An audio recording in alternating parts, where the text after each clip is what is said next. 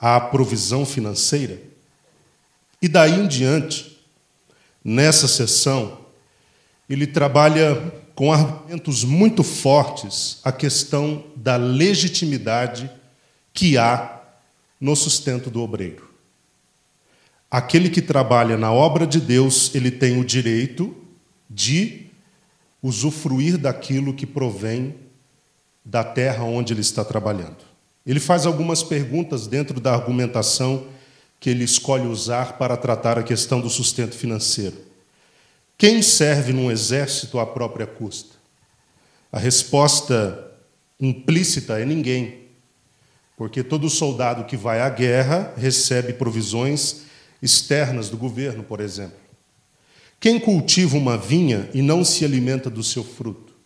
A resposta implícita também é ninguém. Todo agricultor ou vinhateiro que trabalha a vinha, ele trabalha na expectativa de ser recompensado com os frutos daquela vinha. Quem apacenta um rebanho e não pode beber o leite produzido? É a terceira pergunta. A resposta implícita é ninguém. O pastor que trabalha com as ovelhas espera receber delas, no mínimo, o leite produzido. Ou seja, usufruir daquilo que vem daquele lugar onde ele está trabalhando, que no caso do pastor são as ovelhas. Paulo procura mostrar que a questão do direito ao sustento ou à provisão financeira estava alinhada com um princípio que Deus levantou no Antigo Testamento através de Moisés. E Moisés disse que não se deve atar a boca do boi enquanto ele debulha. E Paulo mostra que, na verdade, o princípio não estava, em primeira instância, procurando estabelecer um cuidado literal para com os bois enquanto animais. Mas o princípio procurava preservar os homens de Deus que trabalham à frente do povo de Deus. Era sobre eles que o princípio foi estabelecido, ou falava, era acerca deles. A pergunta de Paulo, como disse, por acaso é com os bois que Deus está preocupado? É óbvio que não. Era por nossa causa, em favor de nós, e em favor de nós que o princípio foi estabelecido. Então, todo obreiro que trabalha na terra deve ter a esperança de participar dos resultados da colheita que provém desta terra. E nós falamos muito a respeito disso, muito a respeito disso. E eu cheguei a dizer aos irmãos que, na minha perspectiva, forçar um obreiro a trabalhar sem remunerá-lo ou de forma satisfatória ou remunerá-lo é desumano, é injusto, porque nenhum trabalhador deveria trabalhar sendo impedido de usufruir do que provém da terra onde ele está trabalhando. Então é justo que o obreiro que está por conta da obra, ele receba, de fato, uma provisão financeira daquela obra. É claro que a gente não pode partir para os exageros, como existem, de fato, mas também não devemos permitir que os exageros nos impeçam de aplicar o princípio. O princípio é bíblico, vem de Deus, e ele deve ser aplicado, apesar de alguns estarem exagerando nessa aplicação. Alguns obreiros estarem, na verdade, usando a igreja como forma de enriquecimento. Paulo também apresentou a sua missão de pregar o evangelho como sendo impositiva. Ele disse que era uma obrigação dada por Deus. A mim é imposta essa obrigação. E ele procura mostrar que estava consciente de que poderia ser futuramente cobrado caso não cumprisse com essa obrigação. Ai de mim se não anunciar o evangelho. O ditongo ai, sempre que utilizado, denota dor. É porque vai doer, vai trazer juízo. Paulo também, no exercício da sua missão de proclamar o evangelho, missão esta, como acabei de dizer, imposta a ele disse que se tornou escravo de todos, judeus dos judeus, gentio para os gentios. Para os fracos tornou-se fraco, fez-se tudo para com todos, a fim de salvar alguns. E eu expliquei aos irmãos que esta fala de Paulo não pode ser compreendida como uma fala de alguém que tem uma atitude, diríamos, de camaleão ou camaleônica, né? Pessoas que se adaptam de forma errada aos ambientes. Na verdade, ele está dizendo que ele, Paulo, desenvolveu uma alta capacidade adaptativa.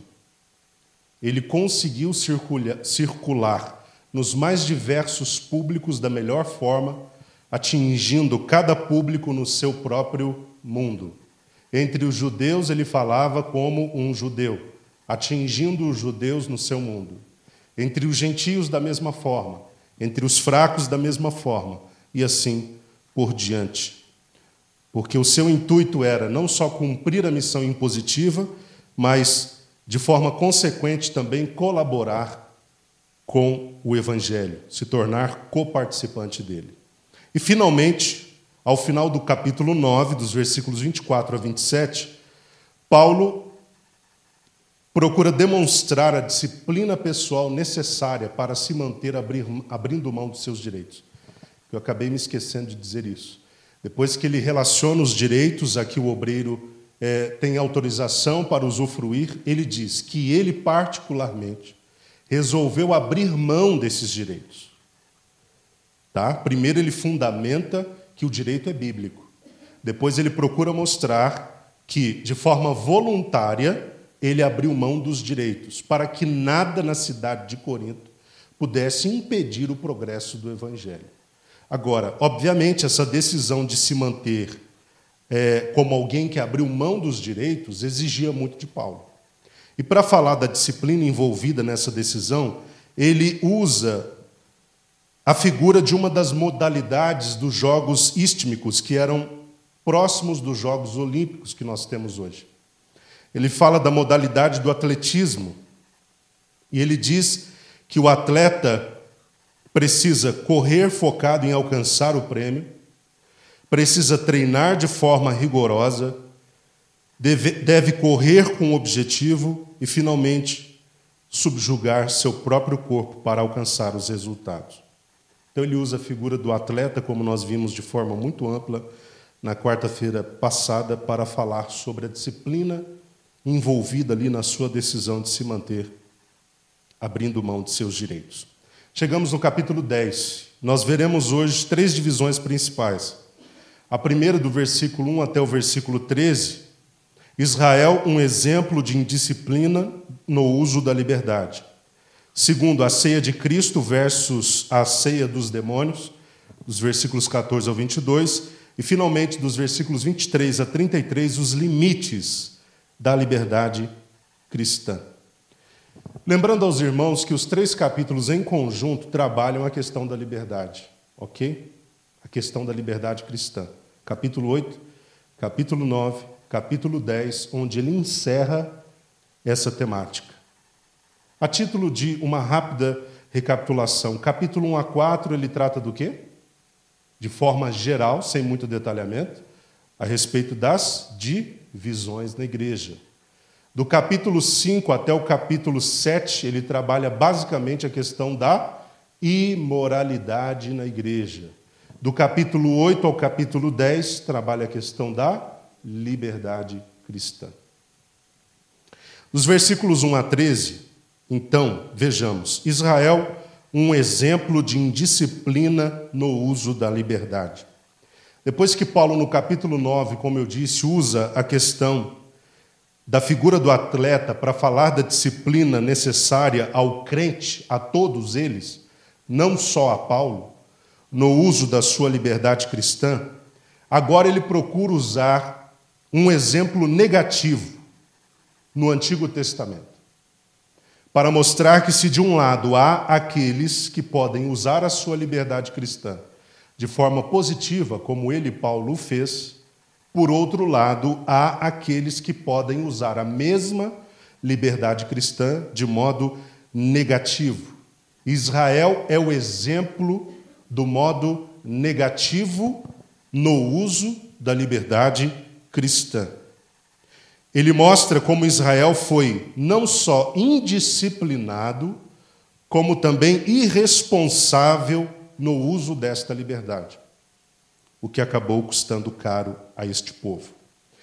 No versículo 1, vejamos: portanto, irmãos, não quero que ignoreis que nossos antepassados estiveram todos debaixo da nuvem, e todos passaram pelo mar. Paulo conclama aos crentes nessa sessão que nós chamamos de admonitória. Admonitória vem de advertência. Ele conclama aos crentes nessa sessão a não ignorarem o que aconteceu aos seus antepassados, isto é, com o povo de Israel. Por pelo menos 5 vezes, Paulo, do versículo 1 até o versículo 4, utilizou o pronome todos, por 5 vezes. Por quê? Para mostrar a universalidade tanto das bênçãos quanto dos privilégios que Deus deu a Israel no passado. Vamos ler do versículo 1 ao versículo 5. Melhor, do versículo 2 agora ao 5, já lemos 1. Em Moisés todos eles foram batizados na nuvem e no mar. Todos comeram do mesmo alimento espiritual e todos beberam da mesma bebida espiritual, porque tinham a sede saciada pela rocha espiritual que os acompanhava, e essa rocha era Cristo. Entretanto, Deus não se agradou da maioria deles, e por isso seus corpos ficaram espalhados pelo chão do deserto. Como vimos no versículo 1, parte A, todos estiveram debaixo da nuvem. O que representava a nuvem no período de peregrinação de Israel? Representava pelo menos 2 coisas. Representava a proteção de Deus e a direção de Deus. A nuvem servia tanto para proteger o povo, quanto para guiar o povo. Quando Paulo relembra que os antepassados estiveram debaixo da nuvem, ele está querendo ressaltar que o povo no passado, o povo de Israel, foi pessoalmente protegido e pessoalmente guiado pelo próprio Deus. Versículo 1, parte B. Todos passaram pelo mar. Isso significa que em Israel todos experimentaram as ações sobrenaturais, inquestionáveis e inconfundíveis de Deus. Reforço, todos. Esse privilégio, ou estas bênçãos, não foram apenas a alguns, mas a todos. Versículo 2, em Moisés, todos foram batizados na nuvem e no mar. Ou seja, todos tiveram a oportunidade de estar intimamente ligados ou identificados a uma liderança de excelência. Uma liderança que foi estabelecida pelo próprio Deus, na pessoa de Moisés. Ele foi o homem escolhido por Deus, desde o seu nascimento, para cumprir este trabalho, esta missão. Os primeiros 40 anos ele passou no Egito, aprendendo a cultura, a língua, a ciência e todos os conhecimentos.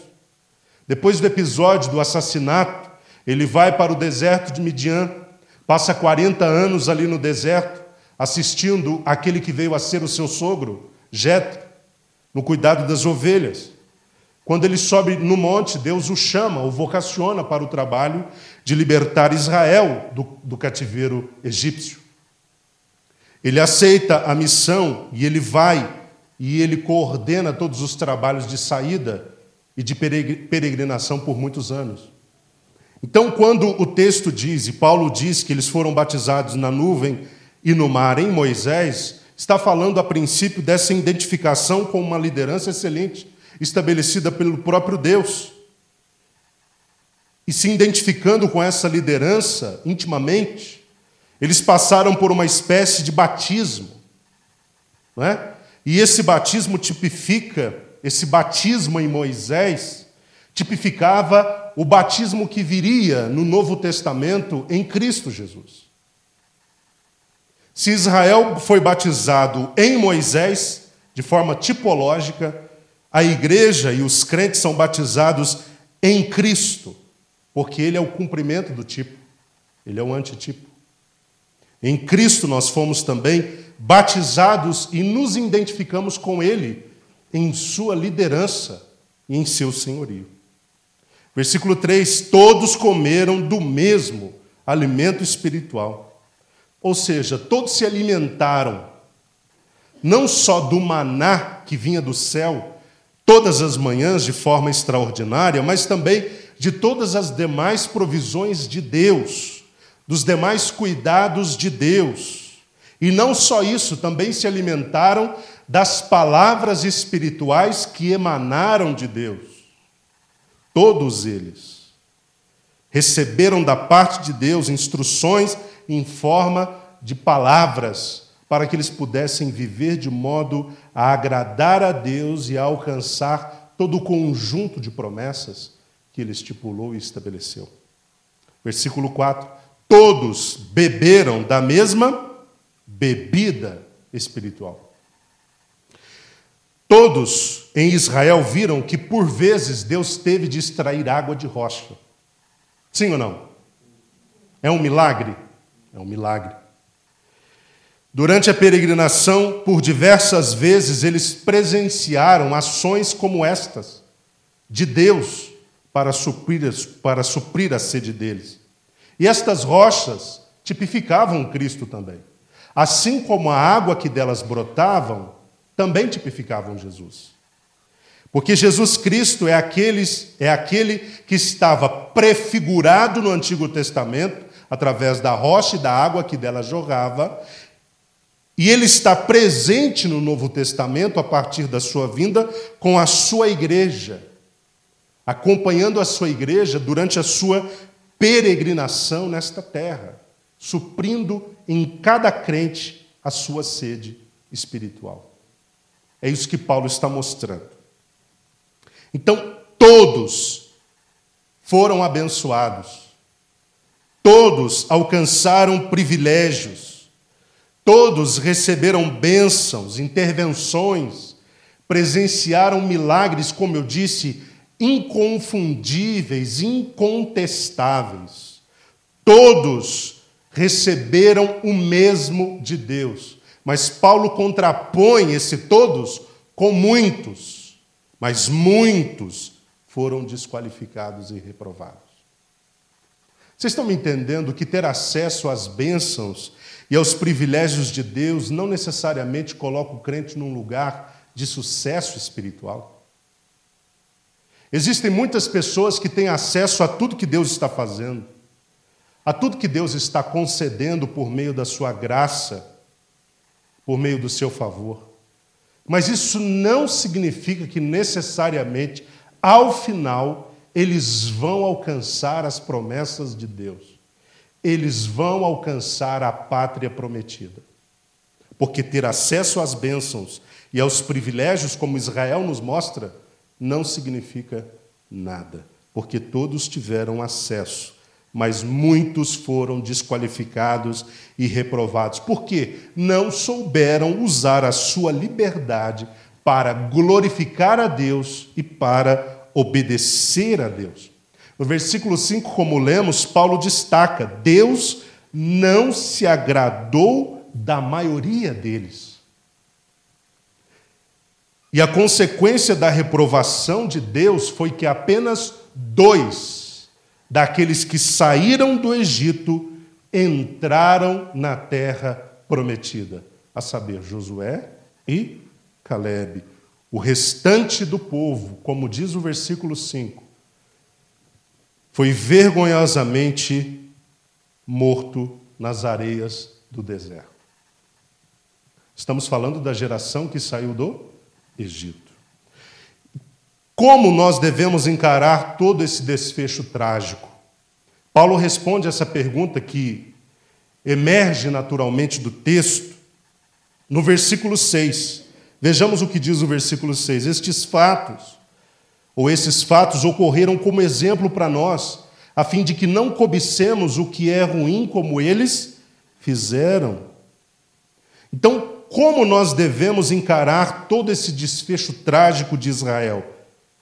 Devemos encarar o que aconteceu com eles como um exemplo para a nossa advertência.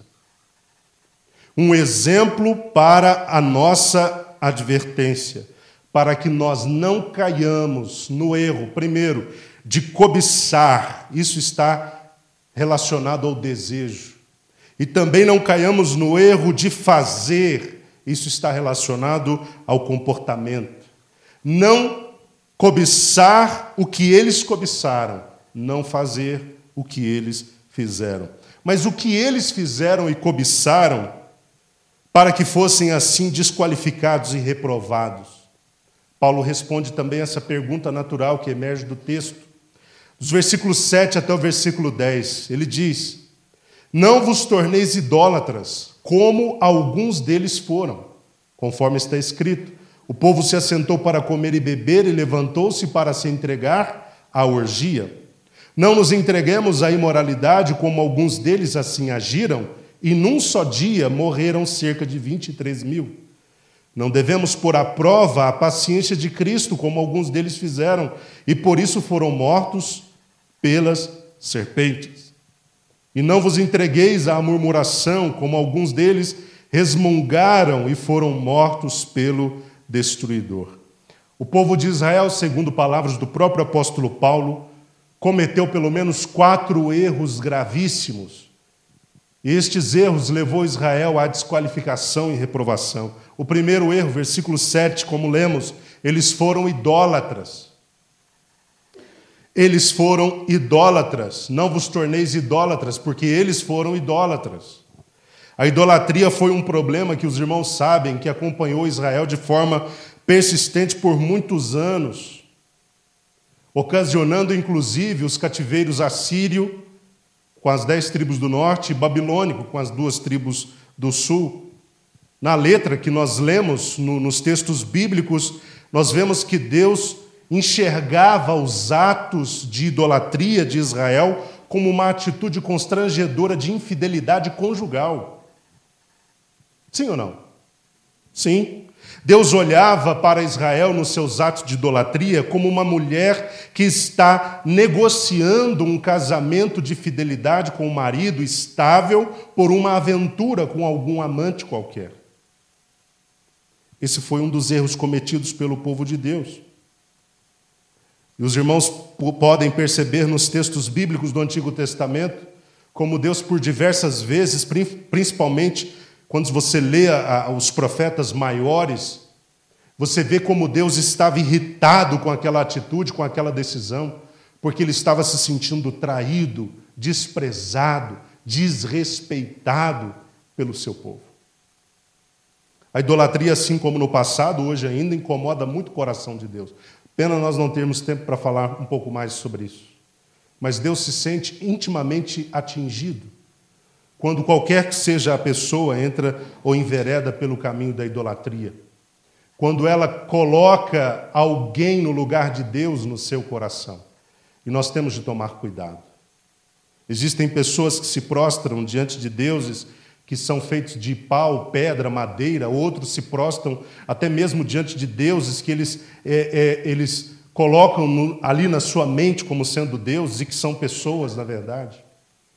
Nós temos que tomar muito cuidado, porque para Deus isso é altamente ofensivo. A idolatria expõe a pessoa a um juízo inevitável.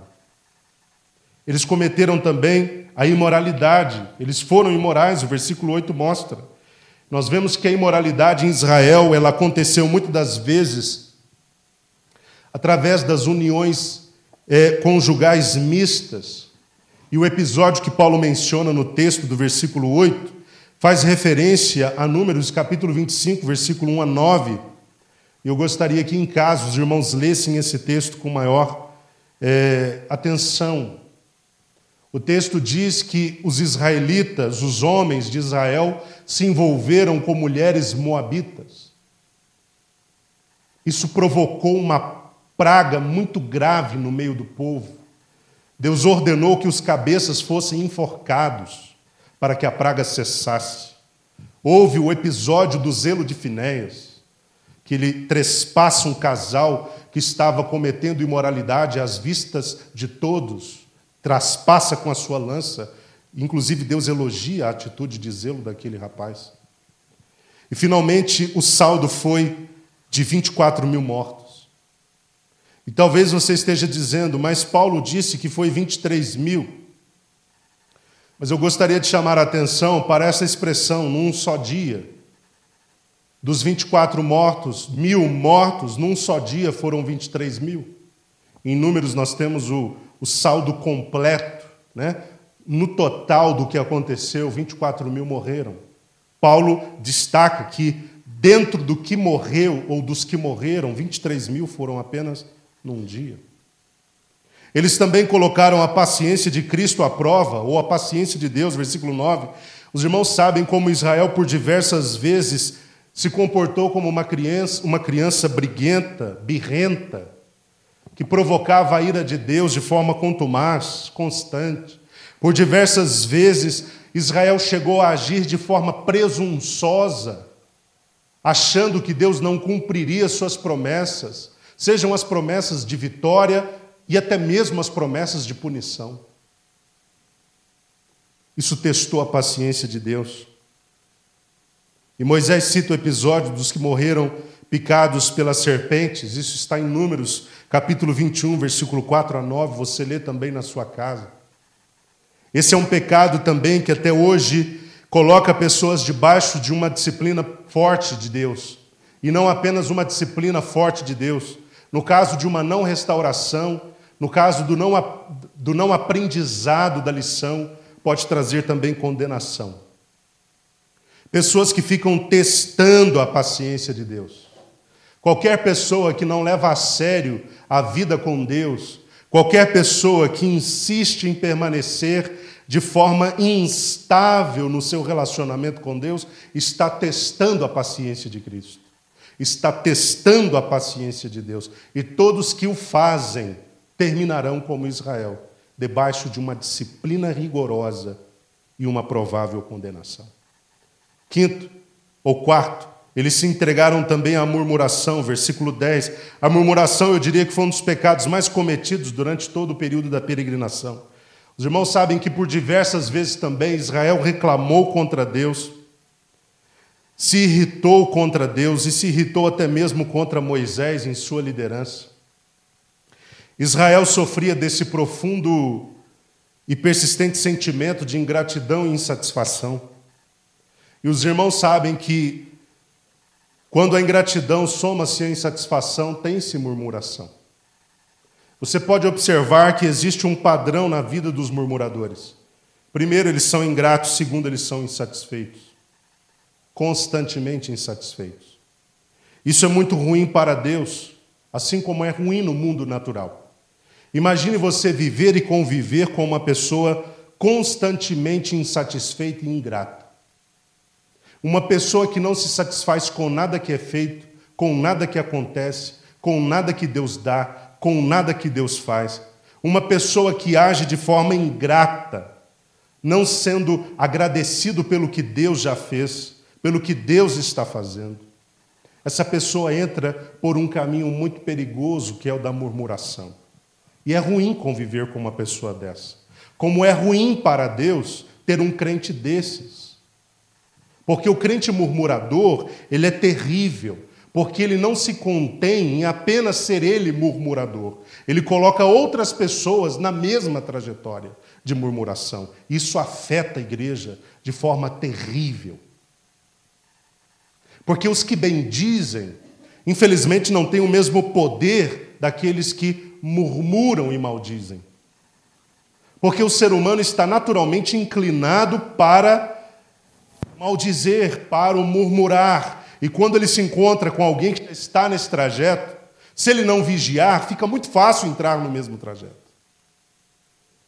Então nós temos que tomar muito cuidado, irmãos, porque a murmuração privou Israel da bênção, da conquista. Israel pereceu no deserto em sua maioria, porque eles cometeram esse pecado. Eles murmuraram. Que nós possamos ser agradecidos a Deus e que nós possamos aprender o contentamento. Isso vai nos colocar num lugar contrário ao da murmuração.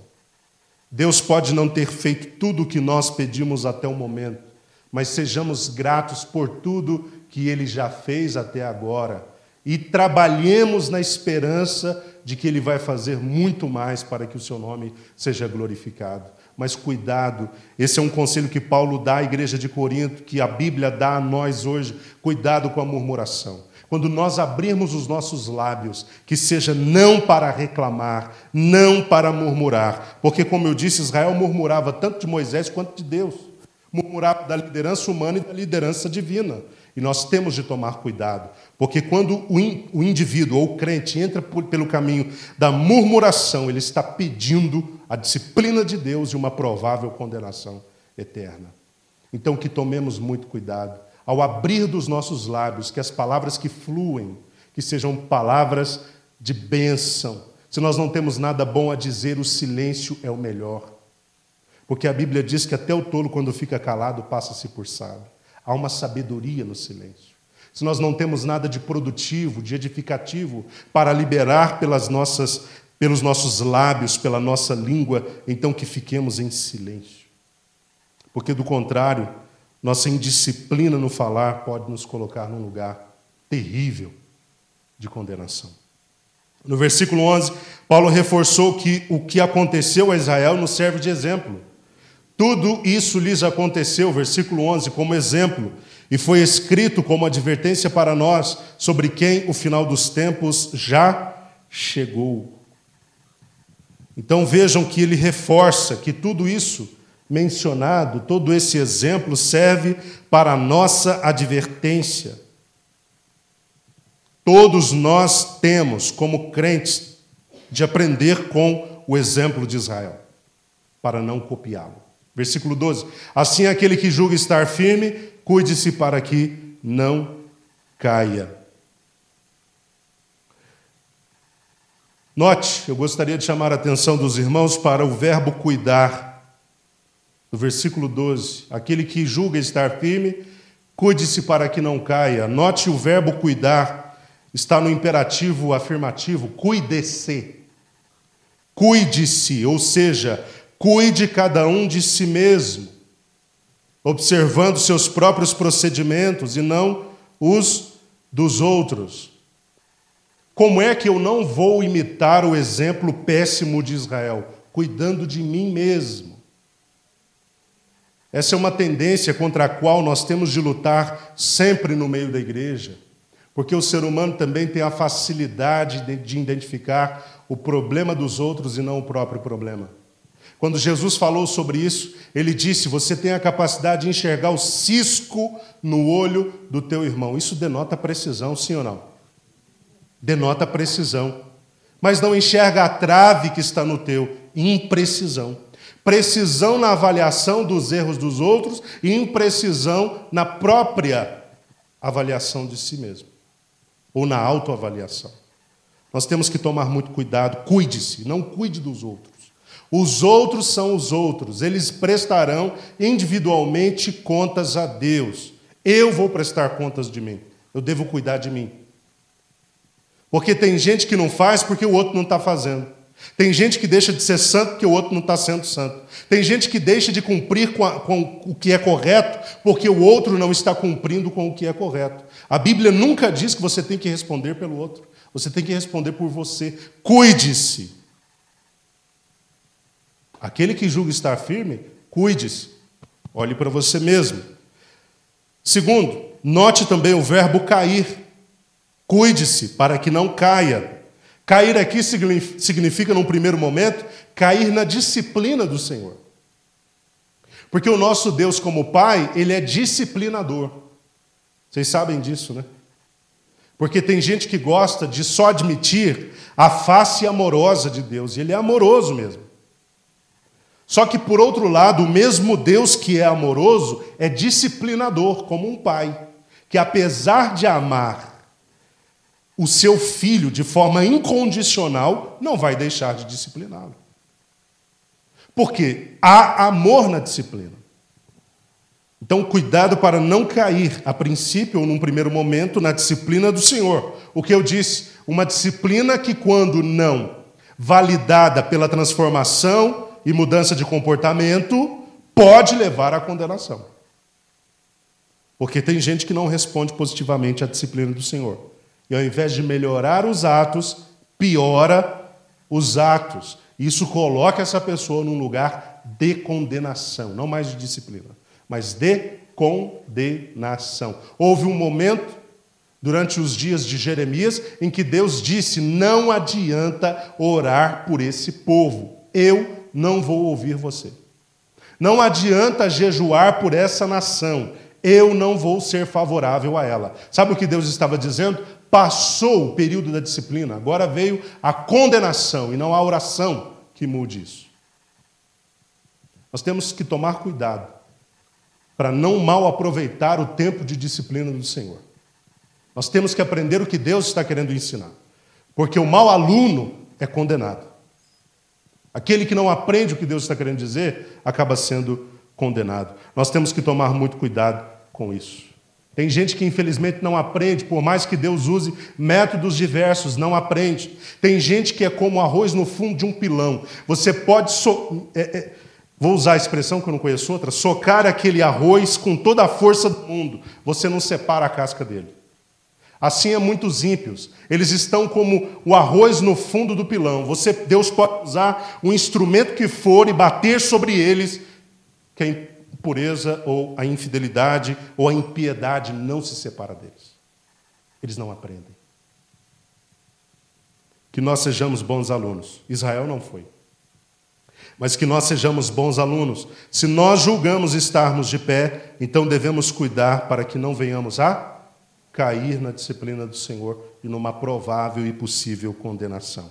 Ah, mas é possível que o crente perca a salvação? É possível que o crente, depois de ter se disciplinado e não ter aprendido com Deus, caia na condenação? É sim possível. O autor aos Hebreus fala dos iluminados, experimentaram tudo que um bom crente experimenta. O Espírito Santo, o poder da era vindoura e reticências. Experimentaram tudo, mas caíram. O crente pode perder a salvação. Se ele não souber transitar de modo correto, não souber se relacionar com Deus de modo correto, ele pode perder a salvação. Israel, durante a peregrinação, foi tentado, mas infelizmente falhou, porque não se valeu da sua liberdade para resistir às tentações que veio sobre eles, a fim de agradar a Deus, a fim de obedecê-lo, a fim de alegrá-lo. E assim como Israel, Paulo diz que nós também somos tentados com tentações que são comuns aos homens. Vejamos o versículo 13. Não vos sobreveio tentação que não fosse comum aos seres humanos. Mas Deus é fiel e não permitirá que sejais tentados além do que podeis resistir. Pelo contrário, juntamente com a tentação, proverá um livramento para que possais suportar. Israel foi tentado, mas não usou a liberdade para decidir resistir às tentações e acabou caindo. Nós, à semelhança de Israel, estamos sujeitos a diversas tentações, e não são tentações incomuns, mas comuns aos homens. E diante de cada tentação, nós precisamos ter em mente que cada tentação nunca será maior do que aquilo que nós podemos suportar. E em cada tentação, Deus proverá um livramento para que possamos suportar. A segunda divisão, nós vamos avançar um pouco mais, é a ceia de Cristo versus a ceia dos demônios, dos versículos 14 até o 22. Dos pecados que Israel cometeu no mau exercício da liberdade, como nós estamos comentando até aqui, Paulo destacou no versículo 14 o pecado da idolatria. Olha o que ele diz. Por isso, meus amados irmãos, fugi da idolatria. De todos os pecados que Israel cometeu e que fez com que ele fosse disciplinado por Deus, está o pecado da idolatria. No versículo 14, então, Paulo destaca este pecado. Por quê? Porque era sobre este pecado que ele precisaria prosseguir ensinando nos próximos versículos. Ele precisava tratar dos alimentos sacrificados aos ídolos, o que estava num contexto de idolatria. Por isso ele coloca zoom sobre o pecado da idolatria, que é um dos 4 pecados mencionados aqui nessa noite que levaram Israel à disciplina do Senhor. Sua recomendação foi categórica: fugir da idolatria. E esse foi um apelo, segundo o versículo 15, nos diz, dirigido aos sensatos. Falo isso a pessoas sensatas. Julgai vós mesmos o que estou afirmando. Quem são os sensatos a quem ele direciona esta instrução? Fugir da idolatria. Quem eram esses sensatos? Aqueles que estavam dispostos a não cair na disciplina do Senhor. Aqueles que estavam dispostos a não copiar os maus exemplos de Israel para não caírem na disciplina do Senhor, como Israel caiu. O participar da mesa, Paulo mostra, dos versículos 16 a 22, denota comunhão. Vamos ler esse trecho já todo de uma vez, 16 a 22. Não é verdade que o cálice da bênção que abençoamos é a comunhão do sangue de Cristo? Acaso o pão que participamos não é a nossa participação no corpo de Cristo? Como há somente um pão, nós que somos muitos somos um só corpo, pois todos participamos de um único pão. Observai o povo de Israel, porventura os que comem dos sacrifícios não são participantes do altar? Sendo assim, o que estou querendo dizer? Será que o sacrifício oferecido a um ídolo significa alguma coisa? Ou o ídolo tem algum valor? Não. Quero enfatizar que os pagãos sacrificam é oferecido, isso sim, aos demônios e não a Deus, e não quero que tenhais qualquer comunhão com os demônios. Não podeis beber do cálice do Senhor e do cálice dos demônios. Não podeis participar da mesa do Senhor e da mesa dos demônios. Ou desejamos provocar os ciúmes do Senhor? Porventura somos mais fortes do que Ele? Então nós temos aqui nesse trecho, Paulo demonstrando, através de argumentos, que o assentar-se à mesa religiosa, e eu vou repetir isso, o assentar-se à mesa religiosa, com os pagãos, ou com os judeus, ou com os cristãos, como o texto mostra, estes três grupos, judeus, cristãos ou pagãos, exprime comunhão na adoração. O assentar-se à mesa, com qualquer que seja o grupo, exprime comunhão na adoração do ser ao qual está sendo adorado naquele ritual ou naquela cerimônia. No caso da Santa Ceia, Paulo começa pelo grupo dos cristãos. O assentar-se à mesa para participar da ceia, o que nós temos aqui? O beber do cálice exprime a comunhão do sangue de Cristo. E o comer do pão, a comunhão do corpo de Cristo. E assim, Paulo diz, assim, no ato da ceia, como o pão é um, apesar dele ser fatiado, dividido, rasgado e distribuído para todos, mas ele provém de um único pão, ou de um pão. Apesar do pão ser um, assim como o pão é um, nós também somos apenas um, participando de um único pão, ou seja, de uma única comunhão com Cristo. Quem é o pão? Representado no pão da ceia. Quem é o pão? Jesus Cristo, nós sabemos disso. Quando o pão ele é rasgado, fatiado em várias partes, representa o corpo de Cristo dilacerado na cruz do Calvário. Quando nós participamos do pão, participamos do corpo de Cristo, e todos nós, apesar de termos apenas uma porção do pão, participamos do mesmo pão. Ou seja, participamos do mesmo Cristo representado na ceia do Senhor. Assim como cada um de nós que bebemos uma pequena porção do cálice, que representa o sangue de Jesus, participamos todos do mesmo sangue, que é o sangue de nosso Senhor Jesus Cristo. É uma única comunhão.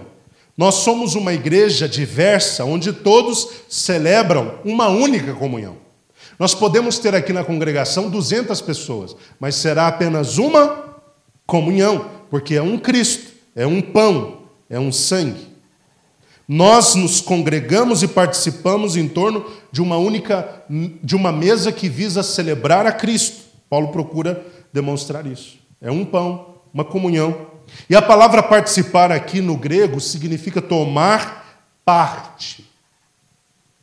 Ao participar da ceia, Paulo queria mostrar que os coríntios tomavam parte de Cristo, ou demonstravam unidade com Cristo. Guarde essas duas definições. Então, o termo grego para participar aqui denota tomar parte e participar em unidade da divindade. Os judeus, agora Paulo muda o grupo, né? Quando comiam, versículo 18, dos sacrifícios, também participavam, deste modo, do altar. Havia uma relação de comunhão. Ou seja, também tomavam parte. E no caso do participar da mesa religiosa dos pagãos, será que o princípio não é o mesmo? Será que aqueles que participam da mesa dos pagãos também não tomam parte e também não acabam participando da unidade com aquela divindade? A resposta é sim. O princípio é o mesmo. Aqueles que se assentavam à mesa religiosa para comer com os pagãos, no seu templo, ao seu Deus, estavam tomando parte da adoração aos seus deuses. Repito, aqueles que iam até o templo para comer junto com os pagãos em homenagem ao Deus deles ou ao ídolo deles, estavam tomando parte ou comungando em unidade daquela divindade celebrada. E isso era um problema. Eles acabavam, em síntese, comungando da idolatria quando assim procediam. Quando iam ao templo do deus pagão, junto com os pagãos, para comerem comida sacrificada aos ídolos, eles acabavam comungando com a idolatria, ou da idolatria. O sacrifício ao ídolo representa alguma coisa? Paulo responde, não representa nada. O ídolo não tinha qualquer valor. O sacrifício ao ídolo em si era nada, Paulo disse. E o ídolo não tinha qualquer valor, porque, como ele disse no capítulo anterior, o ídolo só existia na cabeça de quem o adorava. Ele não passava de um objeto que foi criado, fabricado por mãos humanas. O sacrifício a eles não tinha significado. A comida, que vinha desse sacrifício, a princípio, não tinha significado, porque o ídolo não era nada, ele não representava nada. O grande problema que Paulo apresentou, então, no versículo 20, é que por trás desta atitude de levar comidas, sacrificar estas comidas aos ídolos e convidar os crentes para lá no templo participar desse banquete, o problema disso é que por trás dessa celebração estava a ação de demônios. Tá? Estava a ação de demônios. O ídolo era alguma coisa? Não, mas por trás do ídolo operava quem? Os demônios. Então o sacrifício acabava sendo para quem? Para o ídolo? Não, porque ele não era nada. Não existia, ele era irreal. Acabava sendo para os demônios. E quem eram esses demônios? Aqueles que agiam por trás daquelas cerimônias, induzindo os adoradores à mentira e afastando-os da verdade e de Deus. Então aí estava o real problema. Ir ao templo pagão para comer com o pagão dos alimentos oferecidos a um deus pagão, tratava-se de um problema porque, na verdade, isso era uma oferenda feita diretamente aos demônios. E quando o crente participava com isso, comungava em unidade com aquela divindade. Então ele comungava com a idolatria.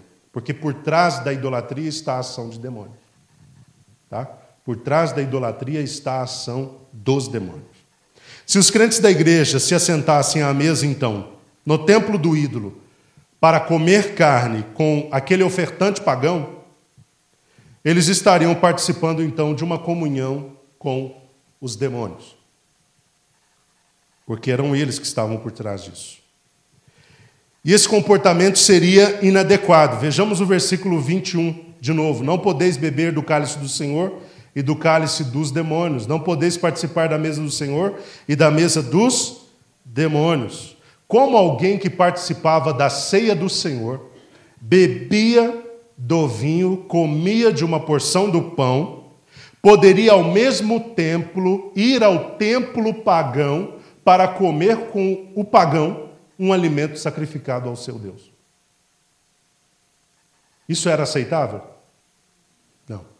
Isso era inaceitável. Isso seria participar da mesa do Senhor e, ao mesmo tempo, participar da mesa dos demônios. Isso era um problema e Paulo queria mostrar isso. De modo nenhum o crente poderia frequentar a mesa do Senhor e participar dela e, ao mesmo tempo, frequentar a mesa dos demônios e participar do que era oferecido. Isso acabaria despertando da parte de Deus um ciúme. A minha versão aqui diz ciúmes, mas algumas versões traz zelo. No versículo 22, versículo 21 e 22. Tal atitude acabaria despertando, versículo 22, 21 e 22 não, 22. Acabaria despertando o zelo do Senhor ou o seu ciúme. E a pergunta que Paulo procura fazer é: quem poderia lutar contra Deus naquele momento de zelo ou de ira, porque às vezes também aparece como ira, e prevalecer? Então vejam que a atitude de participar da mesa dos demônios provocaria o zelo de Deus, a ira de Deus, o juízo de Deus. É o que nós temos no caso de Israel no Antigo Testamento. A idolatria provocando o zelo de Deus, atraindo o juízo de Deus, a condenação de Deus. Finalmente, dos versículos 23 a 33, Paulo delimita a liberdade cristã. Ele coloca pelo menos duas balizas. Versículo 23 ao 33. Sim, tudo é permitido, porém nem tudo é proveitoso. Sim, todas as coisas são lícitas, contudo, nem todas são edificantes. Ninguém deve buscar o seu próprio bem, mas o bem dos próximos, seus próximos. Comei de tudo o que se vende no mercado, sem questionamentos por causa da consciência, porquanto do Senhor é a terra e tudo o que nela existe. Se, portanto, algum descrente vos convidar para uma refeição e quiser dizer, comei de tudo o que vos é servido, sem nada questionar por motivos de consciência. Mas se alguém vos prevenir, isso vos foi oferecido em sacrifício. Nesse caso, isso foi oferecido em sacrifício. Nesse caso, não comais, por causa daquele que vos avisou e por motivo de consciência. Não me refiro à vossa própria consciência, mas da consciência da outra pessoa, porque a minha liberdade deve ser julgada pela consciência dos outros. Se participo da refeição com ação de graças, porque sou condenado por algo pelo qual posso dar graças a Deus? Assim seja comendo, seja bebendo, seja fazendo qualquer outra coisa, fazei tudo para a glória de Deus. Não vos torneis motivos de tropeço nem para os judeus, nem para os gregos, nem para a igreja de Deus. Também eu procuro agradar a todos, de todas as maneiras possíveis, porquanto não estou em busca do meu próprio bem, mas procuro o bem de muitos para que sejam salvos. Então, nessa última sessão do capítulo 10, Paulo procura de forma muito rápida, muito objetiva, definir os limites da liberdade. Ele deixou claro nas sessões anteriores, apenas recapitulando o que nós vimos, que o mau uso da liberdade cristã traz, num primeiro momento, disciplina e, posteriormente, uma possível condenação. E que participar da mesa religiosa dos pagãos é pecado, pois extrapola os limites da liberdade cristã. E agora Paulo, no versículo 23, procura mostrar que no que tange a liberdade cristã, tudo é permitido, mas nem tudo é proveitoso. Todas as coisas são lícitas, contudo, nem todas são edificantes. Em síntese, o que ele está dizendo é o seguinte: a liberdade cristã tem limites. Mas não é uma liberdade irrestrita, não. É uma liberdade que deve ser exercida com responsabilidade. E a minha liberdade não pode transgredir a consciência frágil de ninguém. Esse é o limite, é um dos limites. Qualquer uso da liberdade que transgrida com a consciência ou que faz o outro de consciência frágil transgredir e tropeçar, essa liberdade está sendo mal utilizada, está extrapolando os limites. O elemento regulador da liberdade qual é? Nós já falamos sobre ele. Qual é o elemento regulador da liberdade cristã? O amor. E no exercício pleno do amor, o cristão deve primeiro buscar, sobretudo, o bem do outro, o bem do próximo. Eu sei que isso é difícil falar numa cultura onde as pessoas buscam desenfreadamente o seu próprio bem. É cada um por si, aquele velho ditado, Deus por todos. Na palavra de Deus, as coisas não funcionam com essa equação. Na palavra de Deus, cada crente tem de buscar o que é melhor para o próximo. Então, dentro do contexto da liberdade, buscar o bem do outro estabelece o primeiro limite. O buscar este bem significa o quê? Buscar o bem do outro aqui significa o quê? Não fazer nada de forma consciente que possa levar o outro a algum mal, a algum dano ou a algum tropeço. Se a minha ação leva alguém ao dano, ao mal, ao escândalo ou ao tropeço, então eu estou utilizando de forma incorreta a minha liberdade. Versículo 25 e 26, Paulo diz: comei de tudo que se vende no mercado. Ao adquirirem carnes nos mercados, nós já explicamos sobre isso, a Leila, quando falou o capítulo 8, explicou sobre isso. As pessoas, ou os cristãos, não deveriam ficar investigando a procedência da carne. Deixa eu te perguntar, essa carne veio do templo pagão? Foi sacrificada aos ídolos? Paulo recomenda que esse tipo de questionamento não seja feito, até porque é desnecessário. Comei tudo que se vende no mercado. Vai e compra a carne em paz. Tá? Você não tem que perguntar se foi sacrificada a ídolos ou não. Agora, se alguém lhe disser isso aí tem uma procedência, vem do templo, foi sacrificado aos ídolos, nós estamos revendendo aqui. Aí você não pode comer nesse caso, porque a procedência te foi informada. Quando a procedência não te é informada, você não tem que perguntar: como é que esse animal morreu? De onde ele veio? Foi sacrificado em homenagem a algum ídolo? Você não tem que fazer esse questionamento. Você simplesmente come. Compra e come. Versículo 27 e 29, quando numa refeição com descrentes te for oferecido alguma coisa, coma tudo o que te for servido. Você também não vai, diante da mesa com um descrente, perguntar a procedência daquilo que ele preparou. E essa carne aqui? Como é que o animal morreu? De onde veio? Não, você simplesmente vai comer tudo o que te for oferecido. Agora, se alguém cutucar você e disser: você sabia que essa carne aí foi sacrificada aos ídolos? O que você deve fazer? Com muito pesar. Que é triste você ter que parar uma carne na metade. Você cortou a metade da carne, você tem que parar. Mas você para. Mas a questão é, por sua própria consciência? Não, porque você sabe que a carne não vai nem te aproximar, nem te distanciar de Deus. Nem te fazer mais espiritual, nem menos espiritual. Mas você faz por causa da consciência do outro. Isso é buscar o bem do outro. É pensar nele primeiro. A minha atitude vai escandalizar alguém? O que eu estou fazendo vai causar algum dano a alguém? O que eu estou fazendo vai atrapalhar ou fazer alguém tropeçar?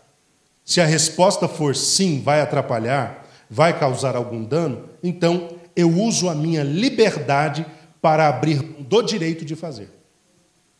É isso que Paulo está ensinando.